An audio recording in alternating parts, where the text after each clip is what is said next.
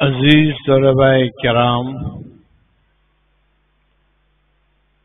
ابھی 2 دن سے ذہن میں ایک بات گھوم رہی تھی جو میں نے کچھ اساتذہ کرام کے سامنے اس کا تذکرہ بھی کر دیا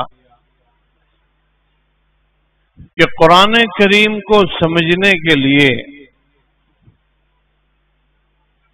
آپ کو علم صرف اور علم نحو کا جاننا ضروری ہے،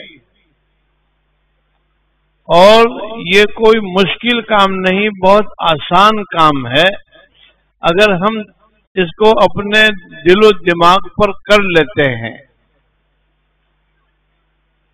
آپ قرآن شریف لے کر بیٹھیے اور قرآن پڑھیے۔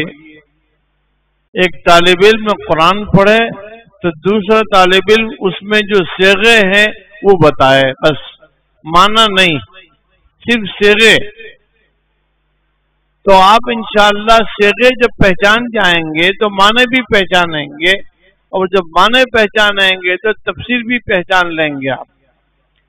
لیکن قرآن کریم کا ترجمہ سمجھنے کے لیے ماضی، مضارع، حال، مستقبل، منفی، نہیں، نفی، اس کا جاننا ضروری ہے اور کوئی مشکل کام نہیں ہے۔ مثال کے طور پر آپ قرآن کریم کی کوئی آیت پڑھیے اور پڑھتے جائیے تو دوسرا ساتھی بولے گا کہ یہ واحد مذکر غائب کا صیغہ ہے، یہ دوسرا واحد تثنیہ مذکر غائب کا ہے، یہ جمع مذکر غائب ہے۔ تو اس طریقے سے قرآن کو اگر آپ پڑھتے رہیں گے تو زندگی بھر اس کا ترجمہ آپ بھولیں گے نہیں۔ قرآن کے تعلق سے ہماری بڑی غفلت ہوتی ہے، ہم مدرسوں میں شروع سے ہی قرآن پڑھتے ہیں، لیکن قرآن پڑھنے کے ساتھ قرآن کو یاد رکھنا ایک بڑا کام ہے، چاہے شعبہ دینیات کا طالب علم ہو یا شعبہ حفظ کا ہو یا عربی اول کا ہو، معاد کا ہو، دوم کا ہو، سوم کا ہو، ان سب کے لیے ایک سبجیکٹ ہے کتاب اللہ قرآن شریف۔ قرآن شریف کو تجوید اور ترتیل کے ساتھ پڑھنا یہ آپ کے فن تجوید کا کام ہے، یہ بھی بہت ضروری ہے، یہ بھی آپ کے لیے اچھے یہ جامعہ میں قراء موجود ہیں، آپ کو مشق کراتے ہیں، آپ مشق بھی کریں، ترجمہ بھی سمجھیں، ترجمہ یاد بھی کریں۔ پھر اس کے بعد آپ کو تفسیر میں جانا ہے جلالین میں۔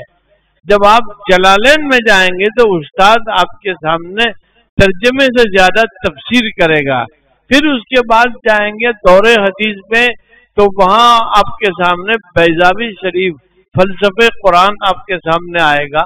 لیکن بیسک تعلیم کتاب اللہ کی صیغوں کو پہچاننا، معنی کو کرنا اور یاد رکھنا، اگر اس طریقے سے آپ آپس میں ایک دوسرے کے ساتھ قرآن کے صیغے تلاش کرتے جائیں گے تو کبھی زندگی بھر آپ ترجمہ بھولیں گے نہیں۔ کریں گے بھائی؟